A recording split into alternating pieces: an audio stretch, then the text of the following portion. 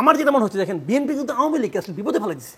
এই যে BNP election বর্জন করছে না, করে আওয়ামী লীগকে এমন বিপদে ফেলাইছে, যেমন ধরেন জনগণ নির্যাতিত হতে পারে, সরকারও কঠিন বিপদে আছে। কেননা সরকার যাদের উপরে ভিত্তি করে ক্ষমতায় আছেন, যারা তাকে শেল্টার দেয়, বিশেষ করে বাংলাদেশের প্রশাসন, সেই প্রশাসন যারা শেল্টার দেয় শুধু বেতনের টাকায় তাকে শেল্টার দেবে না নিশ্চিত।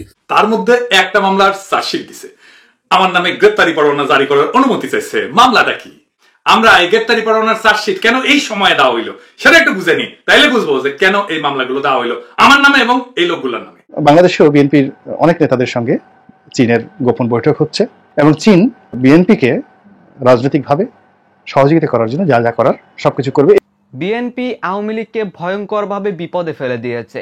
কিন্তু প্রিয় দর্শক, আপনাকে যদি এই প্রশ্নটি করা হয় তাহলে আপনার উত্তর হবে না, কোনোভাবেই সরকার বিপদে পড়েনি বা বিএনপি কোনোভাবেই সরকারকে বিপদে ফেলতে পারেনি। কিন্তু প্রিয় দর্শক, এত বড় সাংবাদিক হয়ে কেন এই কথা বলল যে বিএনপি আওয়ামী লীগকে ভীষণভাবে বিপদে ফেলে দিয়েছে, সেটি আশা করছি আজকের নিউজটি সম্পূর্ণ দেখলেই বুঝতে পারবেন। প্রিয় দর্শক, এখানে লুকিয়ে রয়েছে কিছু গোপন রহস্য। কিভাবে আওয়ামী লীগ এই মুহূর্তে বিপদে রয়েছে সেটি আশা করছি এই ভিডিওটি দেখলেই বুঝতে পারবেন। এমনকি প্রিয় দর্শক, এরই সাথে সাথে আরো একজন সাংবাদিক উল্লেখ করেছে, জনগণ যদিও একটু অস্বস্তিতে বা বিপদে রয়েছে, কিন্তু সরকারও ভালো নেই বা সরকারও বিপদে রয়েছে। প্রিয় দর্শক, তারা হঠাৎ করে কেন এই ধরনের বিপদের কথা তুলছে সেটিও বুঝতে পারবেন। এমনকি প্রিয় দর্শক, অবশেষে পিনাকি ভট্টাচার্য তার বিরুদ্ধে করা মামলা এবং গ্রেপ্তারি পরোয়ানা সম্পর্কে মুখ খুলেছে। তিনি জানিয়েছে কেন তার বিরুদ্ধে মামলা করা হয় এবং কেন তার বিরুদ্ধে গ্রেপ্তারি পরোয়ানা জারি করা হয়, এবং সেই সাথে জানিয়েছে এগুলোর কার্যকারিতা কি। তাই বলবো দর্শক, যারা পিনাকির ভিডিও দেখেন বা তাকে পছন্দ করেন, সকলেই ভিডিওটি মনোযোগ সহকারে দেখবেন। প্রিয় দর্শক, এরই ধারাবাহিকতায় আপনারা আরো একটি গুরুত্বপূর্ণ খবর দেখতে চলেছেন, যেটি হতে চলেছে আপনাদের জন্য সবচেয়ে বেশি গুরুত্বপূর্ণ, বিশেষ করে যারা বিএনপির নেতাকর্মীরা রয়েছেন। প্রিয় দর্শক, অবশেষে চীন বিএনপির প্রতি ঝুঁকে পড়ছে।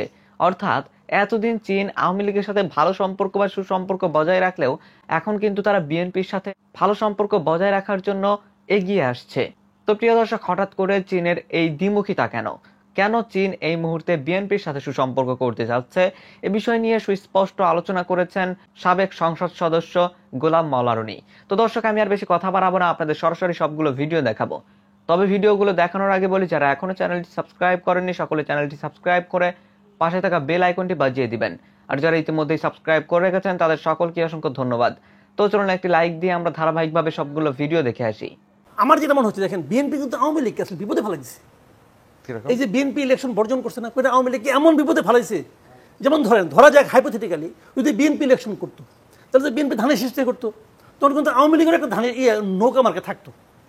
এখন বিএনপির ধানের শীষ নাই বলে কিন্তু আওয়ামী লীগ তাদের এত প্রিয় নৌকাকে বিসর্জন দিতে বাধ্য হয়েছে। এক নম্বর ঝামেলায় পড়ছে। দুই নম্বর ঝামেলা হলো, যখন তার বিসর্জন দিয়ে দিল তখন আবার তাতেও হচ্ছে না, দল ঠিক থাকতেছে না। তো তখন ওই যে এমপি সাহেব তার বউরে দেয়, উপজেলা চেয়ারম্যান বানায় পোলারে, মেয়র বানায় বউরে, সালারে, আরেক যন্ত্রণা। মানে এখন ওখানে একটা, ওই আগে আমরা বলতাম না যে ব্যক্তির চেয়ে দল বড়, দলের চেয়ে দেশ বড়। হ্যাঁ, এখন উল্টা, দেশের চেয়ে দল বড়, দলের চেয়ে পরিবার বড়। আমার পরিবার এখানে রাজত্ব করবে, একটা মিনি দেশ, মিনি রাজত্ব এই কায়েম করার একটা প্রচেষ্টা। আওয়ামী লীগের বুঝা আওয়ামী লীগের মাথা খারাপ, এটা হলোটা কি? তাহলে এটা থামানোর ব্যবস্থা করতে, এটা যদি ব্যবস্থা নেওয়া হবে। তার এই হুমকি যে, তার এই ধমকে কেউ পাত্তাই দেয় নাই। যে দু একজন পাত্তা দিচ্ছে, তারা স্ক্যান্ডালের ভয়ে পাত্তা দিচ্ছে, আর কেউ পাত্তাই দেয় নাই। এবং যে পাত্তা যে দেয় নাই, এটা নিয়ে আবার দেখলাম যে আওয়ামী লীগ অফিসে ওবায়দুল কাদের সাহেবের সঙ্গে শাহজাহান খানের উত্তপ্ত বাক্য বিনিময় পর্যন্ত হয়েছে। ওই বাক্য বিনিময়ে ওবায়দুল কাদের সাহেব জিততে পারে নাই, কারণ শাহজাহান খানের যে ভয়েস কেমনি জিতবে। যা হোক, শাহজাহান খান সাহেবের পুত্র দাঁড়ায় আছে ইলেকশনে। আগামীকালকে আওয়ামী লীগের ব্যবস্থা নিতে পারে বলে বলা হচ্ছে, ওনাদের একটা মিটিং আছে, বড় কিছু একটা হবে। কিছুই হবে না। আমার নামে তো মেলা মামলা আছে, তার মধ্যে একটা মামলার চার্জশিট দিছে, আমার নামে গ্রেপ্তারি পরোয়ানা জারি করার অনুমতি চাইছে। মামলাটা কি? ধরে আমি তো হাসিনার বাপরে চোর বলি, দুর্নীতিবাজ বলি, মাথামোটা বলি, শহরদের বডিগার্ড বলি, আরো কি কি বলি ভুলে গেছি। তো এইগুলো বলা কিন্তু বাংলাদেশের আইনে অপরাধ। হাসিনার মন্ত্রীদের কিরকম গালিগালাজ করি, এটাও অপরাধ বাংলাদেশের আইনে। হাসিনার তো মাতারি বলি, এখনো কইলাম না তুই তো গাড়ি করি, এগুলো বাংলাদেশের আইনে অপরাধ। কিন্তু এগুলো নিয়ে মামলা দেয় নাই, কখনো কোনো মামলা দেয় নাই। এমন একটা জিনিস নিয়ে মামলা দিচ্ছে যা আমি কখনো করি নাই। এটাই হইতেছে হাসিনার রাজনৈতিক প্রতিহিংসার সিগনেচার, এবং এটা কারা করাইছে সেটার একটা সিগনেচার।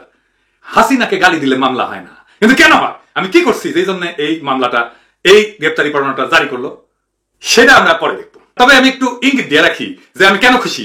এই জন্য খুশি যে এই হাসিনার দেয়া ভুয়া মামলাগুলা যারা খায়, তারা বাংলাদেশের প্রথিতযশা মানুষ, তাদের সাথে আমার নাম যুক্ত হয়ে গেল। যেমন খালেদা জিয়ার বিরুদ্ধে এতিমের টাকা চুরির অভিযোগের মামলা, তারেক রহমানকে গ্রেনেড হামলার অভিযোগের মামলা, জামাত নেতাদের মানবতা বিরোধী অপরাধের মামলা, আর প্রফেসর ইউনূসের শ্রম আইন ভঙ্গের মামলা, সবই একই সাথে।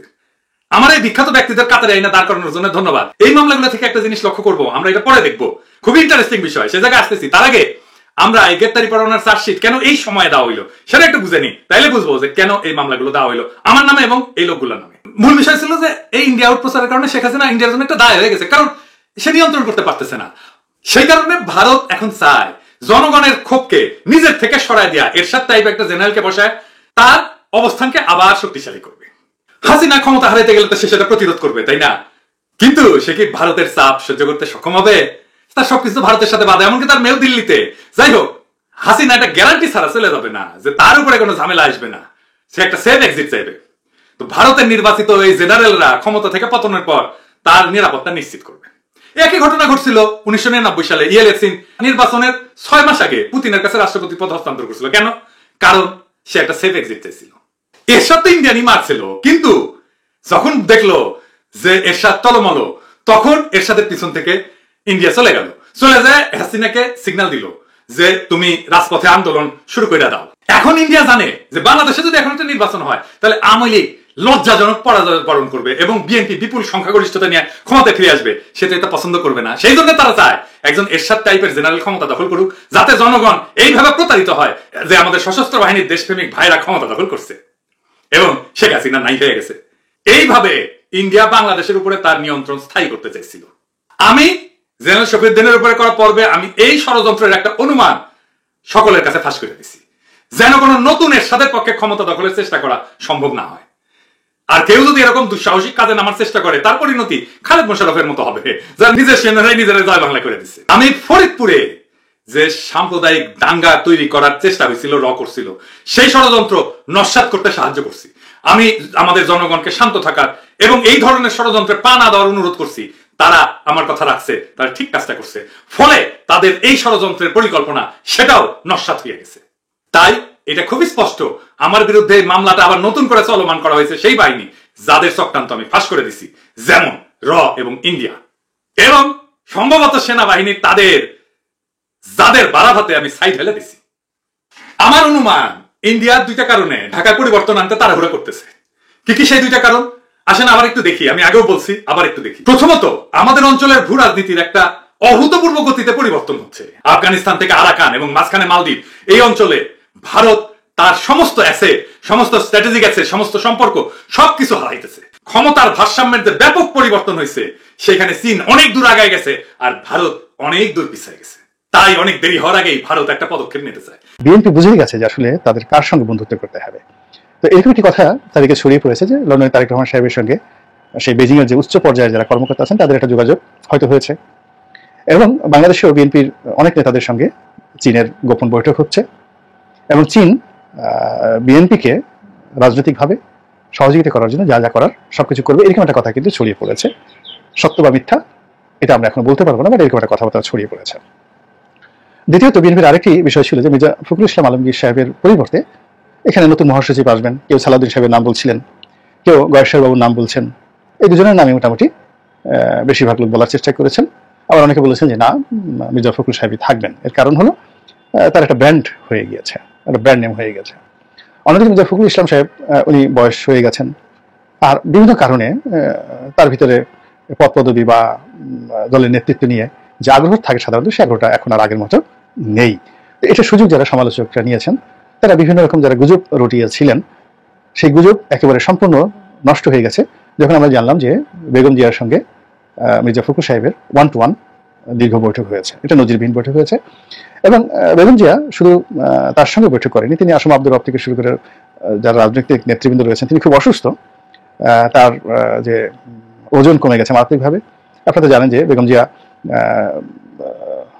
আল্লাহ রাব্বুল আলামিনের অশেষ দয়ায় যথেষ্ট সুন্দরী, এবং আল্লাহ তাকে সুন্দর একটি স্বাস্থ্য ছিয়েছেন, এবং তিনি যখন একটা চেয়ারে, বড় একটা চেয়ারে বসতেন, পুরো চেয়ারটা জুড়ে তিনি বসতেন, চেয়ারের কোনো জায়গা খালি থাকতো না। তো সেই মানুষটা এখন শুকিয়ে কাঠ হয়ে গেছেন, হাত পা বাঁকা হয়ে গেছে। একটা ছোট চেয়ারে বসলে চেয়ারে অর্ধেক খালি থাকে, এরকম একটি অবস্থা হয়ে গেছে। কিন্তু এই দুর্বল শরীর নিয়ে মৃত পথযাত্রী জীবন্ত একটি লাশ হওয়ার সত্ত্বেও তার মস্তিষ্ক কিন্তু এখনো বাংলাদেশি জাতীয়তাবাদের জন্য কাজ করে, দেশের জন্য কাঁদে। তিনি নিজের জীবন পরিবারকে বাদ দিয়ে তিনি এখনো দলের কথা ভাবেন, দেশের কথা ভাবেন, এবং এই কারণে তিনি এই সময়ের মধ্যে রাজনৈতিক নেতাদের সঙ্গে এই অবস্থাতে তিনি যোগাযোগ রক্ষা করছেন এবং মির্জা ফখরুল সাহেবের সাথে যোগাযোগ রক্ষা করছেন। এবং মির্জা ফখরুলের সাথে যে এই বৈঠকটিতে 3-4টি গুরুত্বপূর্ণ বিষয় যারা রাজনৈতিক বিশ্লেষক তারা বর্ণনা করার চেষ্টা করছে। সেটি হলো যে তিনি সম্ভবত মির্জা ফখরুল সাহেবকে দায়িত্ব পালন করার জন্য নির্দেশনা দিয়েছেন। দ্বিতীয়ত, চীনমুখী হবার জন্য তিনি পরামর্শ দিয়েছেন এবং এই সংক্রান্ত কাজ এগিয়ে নেওয়ার জন্য দলের পক্ষ থেকে কার্যকর ব্যবস্থা গ্রহণ করার কথা তিনি বলেছেন। এরকম একটি বক্তব্য ছড়িয়ে পড়েছে চারিদিকে। তো ঘটনা যাই হোক না কেন, যদি চীন ভারত এখন যেভাবে আওয়ামী লীগের সাথে হরিহরাত্মা হয়ে পড়েছে এবং ভারত এবং আওয়ামী লীগের যে সম্পর্কটি, এই সম্পর্কটিকে আলাদা রেখে এবং ভারতকে সম্পূর্ণ অ্যাভয়েড করে, তার সাথে শত্রুতা দরকার নেই কিন্তু তার বন্ধুত্ব আশা না করে চীনের সঙ্গে একটা গভীরতম সম্পর্ক স্থাপন করা যায় এবং চীনের যে বলয়টি রয়েছে ইরান, সৌদি আরব এবং সংযুক্ত আরব আমিরাত, কাতার, এই বলয়টিকে যদি বিএনপি গ্রহণ করতে পারে এবং তাদের সাথে প্রতিনিধি বিনিময় করে, যোগাযোগ করে দেশে এবং দেশের বাইরে, আমি মনে করি যে এই মুহূর্তে এটা বিএনপির জন্য অনেকটা ভালো হবে এবং চীনের জন্য এটি অনাগত ভালো হবে এবং আলটিমেটলি এটি আওয়ামী লীগের জন্য একটি হতাশাব্যঞ্জক কাজ হবে। কারণ হলো রাজনীতি তো একদিনের জন্য নয়, আর রাজনীতির জয় পরাজয় এটিও পার্মানেন্ট নয়। আর যিনি পরাজিত কালকে তিনি বিজয়ী হবেন, যিনি বিজয়ী হলেন কাল তিনি পরাজিত হবেন, এটি রাজনীতির নিয়ম। জনগণ নির্যাতিত হতে পারে, সরকারও কঠিন বিপদে আছে। কেননা সরকার যাদের উপরে ভিত্তি করে ক্ষমতায় আছেন, যারা তাকে শেল্টার দেয়, বিশেষ করে বাংলাদেশের প্রশাসন, সেই প্রশাসন যারা শেল্টার দেয় শুধু বেতনের টাকায় তাকে শেল্টার দেবে না, নিশ্চিত। সুতরাং তাকে বাড়তি টাকা পেতে হবে। আর সেই বাড়তি টাকা কোথায়? সেই বাড়তি টাকা যদি না দেওয়া যায় তাহলে পরিস্থিতি কি হবে? রাশিয়ার কোনো সক্ষমতা নাই বাংলাদেশকে কোনোভাবে সাহায্য করা, টাকা দিয়ে সাহায্য চায় না, করে যেই করুক না কেন তার ইন্টারেস্টের বিনিময়ে ইনভেস্ট করে। কিন্তু একমাত্র পশ্চিমা বিশ্ব থেকেই ইন্টারেস্টবিহীন টাকা পাওয়া যায় বলে আমি জানি, এবং অনুদানও পাওয়া যায় আমেরিকার মতো দেশ তথা অন্যান্য দেশ থেকে। তারপরে যেটা আছে ব্যবসা বাণিজ্য, সেখানে ব্যবসা বাণিজ্যের মধ্যে যেমন গার্মেন্টস সেক্টর থেকে টাকা আসে, ফরেন রেমিটেন্স আসা, আমদানির মাধ্যমে রপ্তানির মাধ্যমে আসা, কিংবা আমদানি রপ্তানি সবকিছু মিলে আসা, নানানভাবেই যে আমাদের কাছে ফরেন রেমিটেন্স আসে তার সিংহভাগই আছে পশ্চিমা বিশ্ব থেকে। সুতরাং রাশিয়ার মতো দেশের ক্ষমতা নাই বাংলাদেশ সরকারকে এইরকম সাহায্য করা, কেননা সরকার এখন কঠিন বিপদের মধ্যে আছে, বিশেষ করে অর্থনৈতিকভাবে। রাজনৈতিক ভিত্তি যদি আমি বলি, বাংলাদেশ সরকার এখন যে জায়গাটা আছে তাকে রাজনৈতিকভাবে আন্দোলন করে কোনো দল তাকে ক্ষমতা থেকে সরাতে পারবে না। কিন্তু একটা জিনিস লক্ষণীয় যে অর্থনৈতিক বিপর্যয় এই সরকারের নিঃসন্দেহে আছে। এবং ইন্টারেস্টিং ব্যাপার হচ্ছে এই যে বাংলাদেশ সরকার এমন একটা সরকার ক্ষমতায় আছে, সে 4টা দেশের সাথে, যে 4টা পরাশক্তি বাংলাদেশের কাছে, আর তাদের সাথে সকাল বিকাল নানা ধরনের কথাবার্তা বলে একটা অবস্থানে আছে। এবং সকাল বিকাল যদি এরকম নানা ধরনের কথা বলে, সেটাকে অন্তত তার যাই হোক এ দিয়া আস্থা এবং বিশ্বাসের সম্পর্ক তৈরি হয় না। এই কারণে তৈরি হয় না, আমি $100 বিলিয়ন ঋণের ফাঁদে আছি, বিদেশি ঋণ, আর আমার রিজার্ভ $48 যেটা ছিল সেটা 13-14 আছে, $1 বিলিয়ন চলে আসছে। এই অবস্থায় এরকম 4টা পরাশক্তির সাথে, আরে আমরা তো নর্মালি এই যে দেশের ভিতরেও যার কাছে 50 কোটি টাকা আছে, 100 কোটি টাকা আছে, তার উপরে গেলাম না, তার সাথেই তো আমরা লড়াই করতে কিংবা উলট পালট কথা বলতে সাহস পাই না। সেক্ষেত্রে একটা দেশে মাত্র এই পরিমাণ রিজার্ভ এবং অত $100 বিলিয়ন ঋণ নিয়ে 4টা পরাশক্তির সাথে যেভাবে সরকার নানান কায়দায় সকাল বিকাল যে ধরনের কথাবার্তা বলে চলছে, আর যাই 4টা দেশের কারোর সাথে বিশ্বাস এবং আস্থার সম্পর্ক আছে কিনা ব্যক্তিগতভাবে আমার সন্দেহ আছে। প্রিয় দর্শক, আমি আশা করছি আপনারা সকলেই অত্যন্ত মনোযোগ সহকারে সবগুলো ভিডিওই দেখেছেন। এমনকি দর্শক, যদি এই ভিডিওগুলো সম্পর্কে আপনাদের কোনো মতামত থেকে থাকে তাহলে তো অবশ্যই জানাবেন। সবশেষে জানাবেন আপনি ঠিক কোন জায়গা থেকে আজকের এই খবরটি দেখেছেন।